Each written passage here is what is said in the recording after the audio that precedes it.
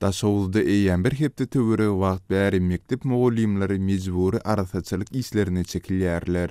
Ýurdun Demirazyk welaýatynda geçen anny gününden bäri mugallimler jokrama ysdydy welaýatyň merkezi Daşowuz şäheriniň ýollaryny sirip tüpürüp hasal otlary çapýarlar. Şeýlede olar Taparmurat Niýazow etrafyndaky türkmen özbek serhet geçiligi ýolunyň ugruny arasalamaga da mejbur edilýärler. Mundanam başga 2 hepde töwereg wagt bäri mugallimler Daşowuz şäheriniň esasy demir ýolunyň üstünden gurulan uly köprüden oýulyp, demir ýol liniýalarynyň üstüne gaçan daş beton böleklerini asfalty daşadýarlar. Ýere gelende bellesek mugallimleriň köçe arasalaş işlerine çekilmegi üçin olara goşmaçy hak tölenmeýär. Üstesine de mugallimler köçede işläp ýören wagtynda din salmagy ýa-da tebigi hajatlaryny berja etmäge mümkinçilik berilmeýär. Azatlyk radiosynyň yerli seçmeleri bilen söhbetdeş bolan mugallimler häkimetleriň talaplaryna boýun bolmakdan başga alaçylarynyň ýokdugyny, bolmasa iş ýerlerini ýitirmek howpunyň bardygyny gurrun berdiler. Bize dowamly köçe süpürdip ot çapdyrdyp mugallimçilik mertebäbimizi dipileýärler. Häkimetler bizi asla äsirmeýärler. Indi bizi öz okuwçylarymyz hem silamaýar. Tomusky dinç alys mewsüminde de nire diýilse eliňe süýsäňi alyp gidäýmeli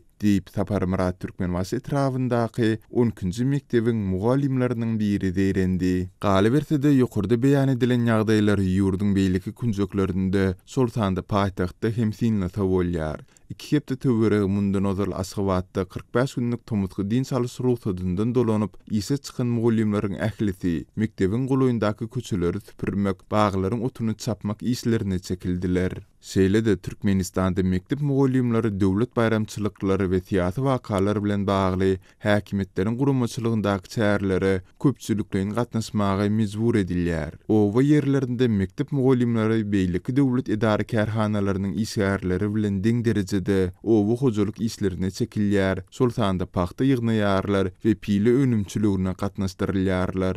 Amerikanyň döwlet departamentiniň ýaňy ýakynda çap eden ýyllyk hasabatynda bolsa, Türkmenistan mejburi iş güýjüni ulanmakda dünýä derejesinde iň erewet ýagdaýly ýurtlaryň hatarynda agzaldy.